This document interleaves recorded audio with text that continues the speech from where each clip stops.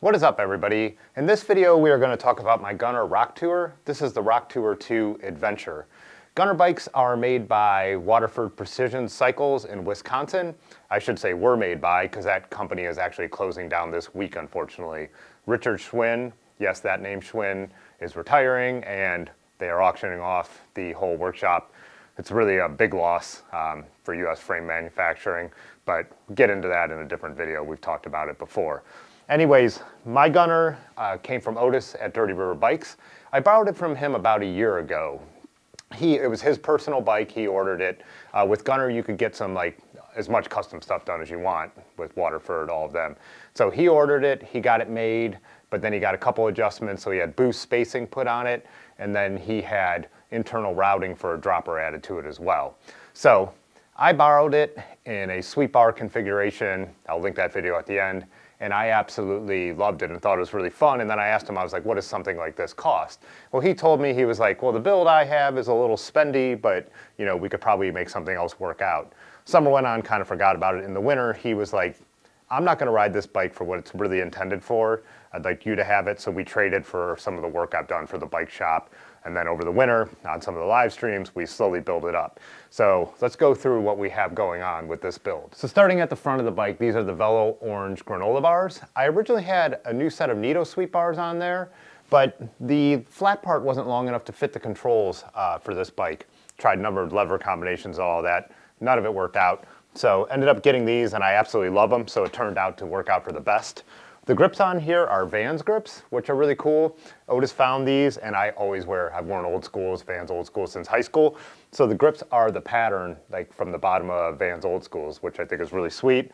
At first they were a little kind of like stiff, but the rubber loosened up really quick and it's really grippy. I really like them, highly recommended. The shifters are Shimano Dior SLX. They are 10-speed. This is something that Otis had sitting around from a different build, so he was able to give me.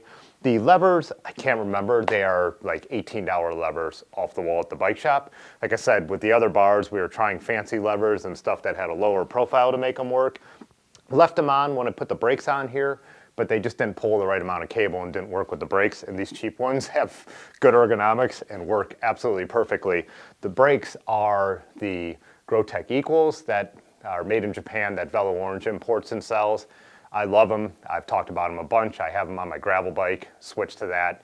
They are, to me, in my mind, as close as you could get to hydros for mechanical disc brakes. The wheels I got built up for this bike are Velocities. I run the ailerons on my gravel bike, but for this build, I went with the Blunt 35s because I wanted a little bit of a wider rim, which makes sense because this bike has so much more clearance. I'm running Fleecer Ridge Rene Earths 55 mil by 700 Cs on here.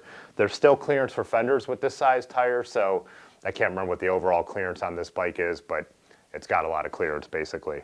The stem here is a C4. I don't know, that's what was on here. They gave it to me with that Cane Creek headset, just some standard stuff. So moving towards the rear, we have a Thompson setback seat post. I originally had a carbon seat post on this bike that would have been made for some kind of triathlon bike back in the day, and I broke that mountain biking. Of course, saddle, if you follow the channel, you know it's a B17, a Brooks leather saddle. This is a black one. Bought this first new Brooks saddles I have ever bought.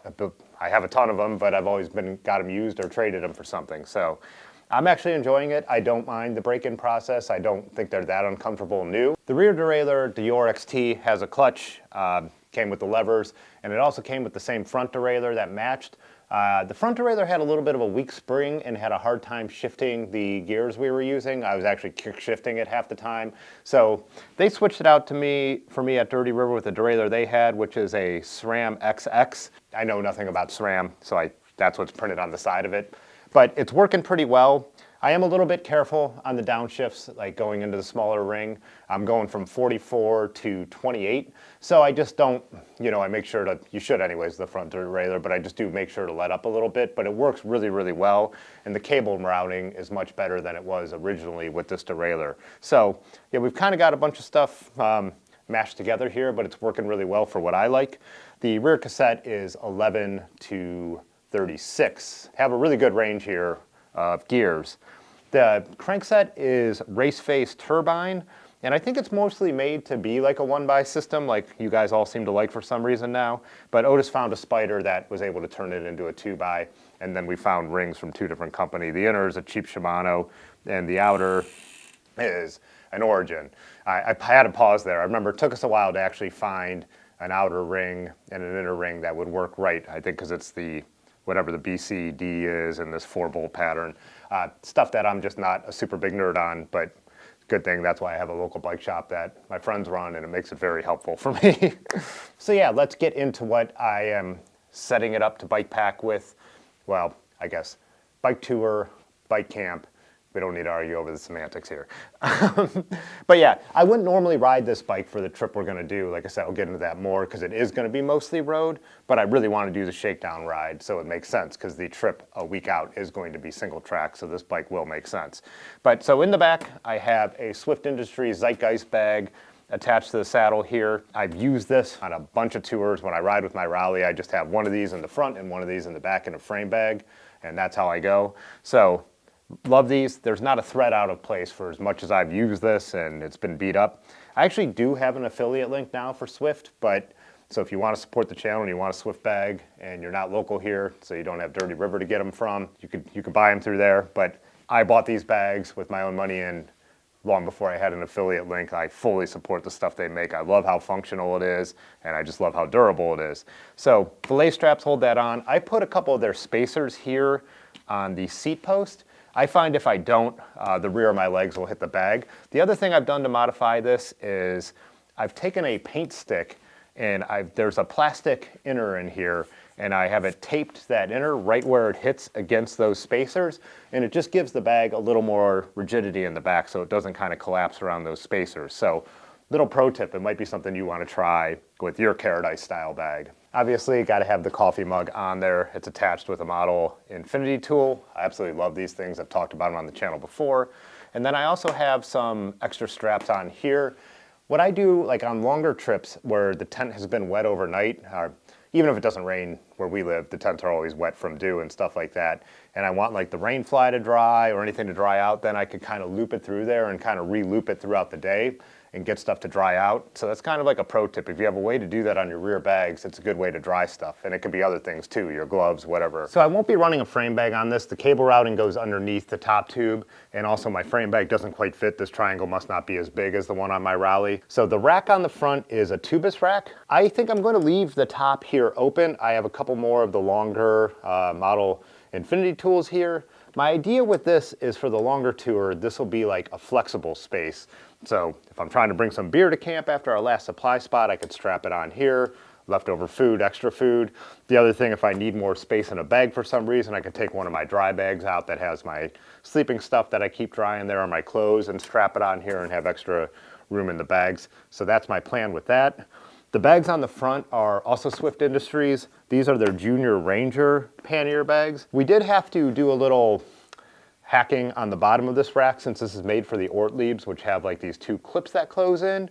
These are more traditional style clip-on panniers. So basically what we did is we wrapped some electrical tape at the bottom and then put some zip ties on there so it keeps that hook from being able to slide in either way. I'll obviously bring extra zip ties. I always bring extra of everything. Extra belay straps for the bag, extra infinity tools. So the thing I like about the panniers is they have an exterior pocket that's pretty decent sized, so that's stuff you want quick access to. And then they also have front pockets, which is pretty cool. So being that our longer trip is going to be more, the first couple days are going to be less supply stops than usual. They fit water bottles, which I think is really cool. Reflectors on the front. They're roll top. They say they're highly water resistant. The other thing I'm not sure about yet is if you watched any of my videos on this bike, I'm usually, riding it as an ATB, my all-terrain bike. I ride it to the mountain bike trails. I ride it on the mountain bike trails and really like it. I usually have a Swift catalyst right here, and that's kind of my day bag. That's my tools, just whatever I need for just riding. So I'm not sure yet. I'm thinking I might end up putting it on for the big trip. I'm not gonna bring it on this one, but I think I might want that just for a couple extra things. I'll just have to see how that goes. And the other reason would be I'm going to be carrying my camera on my back, my mirrorless camera.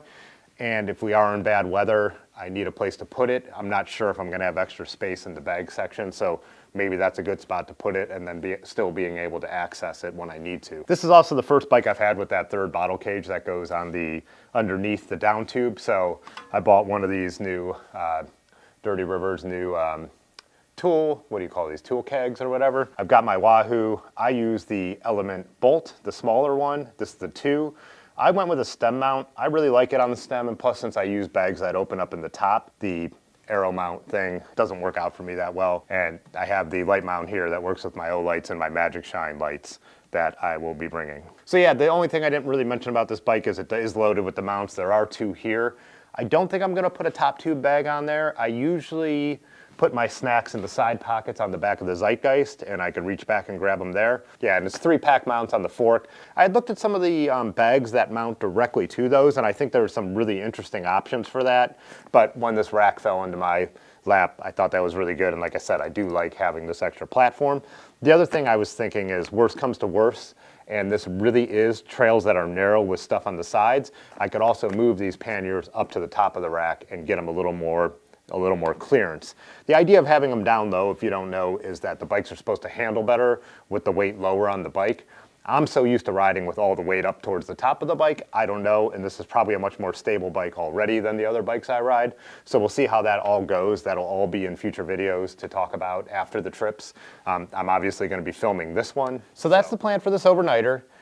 What I will do next week is I'll make a video right before we go. What I like to do, maybe you've seen some of the ones I've done in the past, I lay out everything I want on the trip out on a table, and then I load up the bike and then I decide if there's stuff that needs to be left behind or if I change my mind about something I think is essential to find space for that. So I'll do that again. I'll make a video like that so you'll get to see the actual gear that I bring bike packing. I'm not gonna do that for this one. Like I said, I did overload the bike a little bit with some extra stuff, because I really want to get that feeling for how it's going to handle. That's the important thing on the Shakedown ride.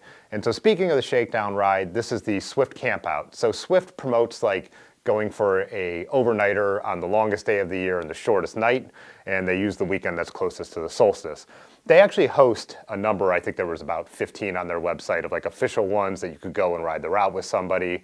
Their website also has other routes that people are making. Other bike shops do their own groups.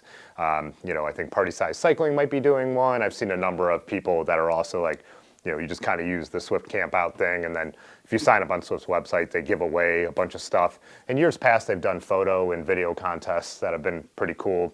And I've made a video for one, I made photos for the other one and all that kind of thing. So yeah, we do our own, and only a few of us go because we go on camp on private property, and it's not mine, so it's not really my ride. So that's why we don't really promote what we're doing or even invite our broader circle of friends. It's kind of the really small group that are gonna be going on the bigger trip. And like I said, it makes sense for us because we're all doing a Shakedown ride. Brad's riding a completely new bike. Aaron's using a little bit of different setup. And I'm not sure what Ben's plans are yet. So we'll get to that. You know, there'll be a video about this weekend as well. So, and then we'll get into how it worked for me. And when I make the next video, I could talk about what I feel like I might need to change, if anything. So I know I definitely need to pack more and different stuff because, you know, I'm going to need more clothes and I'm going to be packing food, which is a little bit different for us. We usually might bring 1 or 2 dehydrated meals on our trips, but we're never that far outside civilization. This time's going to be a little more of actual bike packing, so we'll take a little more planning. We've actually bought water filters, which we've never had to use before, living where I live in Northeast Ohio and where we've gone bike touring before. So that's pretty much it for this video. Besides doing, you know, like I said, another breakdown, gear breakdown, how the trip went, like filming the trip we do this weekend. I'm also going to work on some other content, so when we're gone, there'll be other videos like, you know, people have been talking about this guy. This is my 1989 Team Stump Jumper. So got that built with the Velo Orange utility bars. Going to do a ride on that. The bike is built up. It needs a little bit of refinement, as I said on Instagram, but then get a video of that out. A number of other things, so lots going on here. We'll still be live streaming on Tuesday at 9 o'clock. Not sure if I'm going to have a guest or not. And then we are rolling on Thursday. So super excited to try out this new build. I've been loving this bike as the other way I've been using it. So I'm really going to be excited to see how it goes, see if having the weight lower on the bike, seeing if having sweep bars, if all that works out for me. So Yeah, thanks as always for watching. You probably saw some of the stickers on the bike, like the generalized one and the aluminum is not metal. All links below, and hit that like button if you like this kind of content. I will see you in the next one.